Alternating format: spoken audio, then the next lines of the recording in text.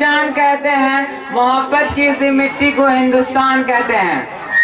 आदरणीय अध्यापक व मेरे गुरुजनों, गांव शहर से आए समस्त गणमान्य नागरिकों एवं मेरे प्यारे दोस्तों, आप सभी को मेरा प्यार भरा नमस्कार। सबसे पहले तो मैं आप सभी को इस 75वें स्वतंत्रता दिवस की खूब शुभकामनाएं देता हूं। मैं सौमी भारती इस स्वतंत्रता दिवस के शुभ अवसर पर देश प्रेम और राष्ट्रमान के उपलक्ष्य पर अपने कुछ विचार साझा करना चाहूंगा। आजादी का असली मतलब तो वही समझ सकता है जिसने कभी गुलामी की हो। हम बहुत सौभाग्यशाली हैं कि हमारा जन्म स्वतंत्र भारत में हुआ। यूँ तो आजादी की लौ 1857 में ही जल चुकी थी, जो वर्षाल बनकर 15 अगस्त 1947 को हमारे देश को आजाद कराई। प्राचीन, मध्यकालीन और वर्तमान भारत के उदाहरणों से मैं यह स्पष्ट करना चाहूंगा कि जब हम फिरंगियों के फेरे में फंस गए थे तो रंग दे बसंती चोला के एक आवाज पर टोले के टोले उमड़ आते थे और उनके वंदे मातरम के नारे से खून में आने वाला 5-5 डिग्री का तूफान अंग्रेजी शासकों के जड़ों में तूफान ला देता था। लोग मर जाते थे, मिट जाते थे, फांसी चढ़ जाते थे, तो वो भी अपनी देशभक्ति साबित कर रहे होते थे, क्योंकि ये उस दौर की देशभक्ति की कसौटी थी। उसके बाद 62, 65 और 71 के युद्धों में अपना सुहाग गवा देने वाली औरत जब घर के हालात ये हो जाया करते थे कि प्यार भी भरपूर गया, मांग का सिंदूर गया, नन्हे नौनियालों की लंगोटियां चली गई, छोटी छोटी बेटियों की चोटियां चली गई, बाप की कमाई गई, बेटे की पढ़ाई गई, ऐसा एक विस्फोट हुआ, पता ही चला नहीं कि पूरे जिस्म की कहीं बोटियां चली गई। अरे आपके लिए तो एक आदमी मरा है साहब, हमारे घर की तो रोटियां ही चली गई, रोटियां ही चली गई। वाले हालात पैदा हो जाने के बावजूद एक माँ अपने बेटे को सरहद पर दुश्मनों की धज्जियां उड़ाने भेज दिया करती थी और पत्र लिखकर भेजा करती थी कि अम्मा ने पत्र लिखा है बड़े ही चाव से, पुत्र मेरे ना घबरा जाना, 1 इंच भी पीछे ना हटना, चाहे इंच इंच कट जाना, चाहे इंच इंच कट जाना। मैं चंद पंक्तियां कहना चाहूंगा उन माओं के लिए जिन्होंने अपने बेटों को कुर्बानी को यूं ही बदनाम नहीं जाने दिया कि मौत के मंडियों में बरबर के बोली आती है, कि मौत के मंडियों में बरबर के बोली आती है, जब जब मांगी है वतन ने कुर्बानी, माओ ने बरबर के चोलियां दी है, माओ ने बरबर के चोलियां दी है। परंतु हृदय तो उस दिन फट जाता है जब एक बूढ़ी माँ चीख चीख कर यह कहती है कि साहब आप तो भर्ती में 1 इंच भी कम नहीं लेते, मैं आधा शरीर कैसे ले लूं। इस तरह पूरा परिवार अपने देशभक्ति साबित कर रहा होता था। तब देश बलिदान मांगता था, तब देश लड़ जाने को कहता था, तब देश मर जाने को, मिट जाने को, फांसी चढ़ जाने को कहता था। किंतु आज देश लड़ जाने को नहीं कहता, आज देश मर जाने को, मिट जाने को, फांसी चढ़ जाने को नहीं कहता, बल्कि मेरे विचारों में जो व्यक्ति अपना काम पूरी ईमानदारी, पूरी मेहनत और पूरी लगन से करता है ना, वही सच्चा देशभक्त।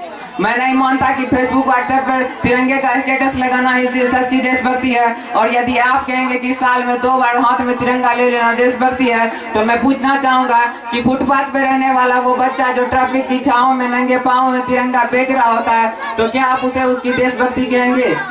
ये उसकी देशभक्ति नहीं बल्कि उसके पेट की भूख शक्ति है जो उसे ऐसा करने पर मजबूर करती है। क्योंकि ना मस्जिद को जानते हैं ना शिवालों को, ना मस्जिद को जानते हैं ना शिवालों को, जो पेट के भूखे होते हैं ना वो सिर्फ भोजन के निवालों को जानते हैं, वो सिर्फ भोजन के निवालों को जानते हैं।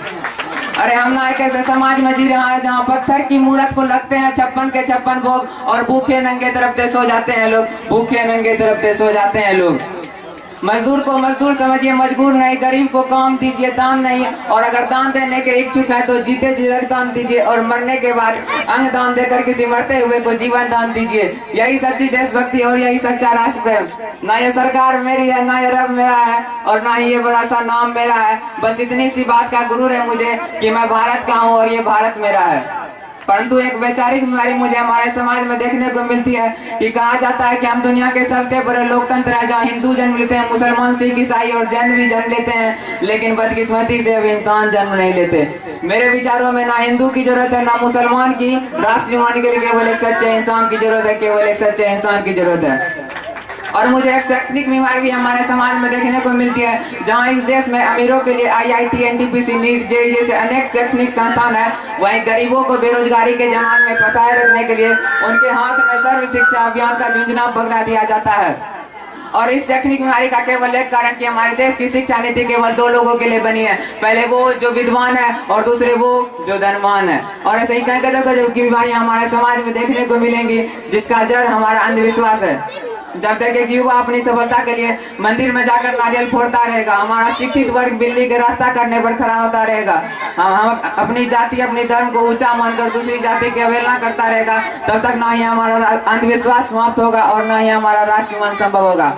मेरे विचारों में हमारा राष्ट्रमन तब संभव होगा जब इस देश में महिलाओं की पूजा नहीं बल्कि उनकी इज्जत की जाएगी। राष्ट्रमन तब संभव होगा जब हम जाति के संरक्षण पे नहीं बल्कि सामाजिक सशक्तिकरण पे बात करेंगे। राष्ट्रमन तब संभव होगा जब स्वच्छता अभियान में केवल सरकार नहीं बल्कि सड़क पे चल रहा हर एक व्यक्ति हाथ बटाएगा, स्वच्छ भारत स्वस्थ भारत को दिल से अपनाएगा।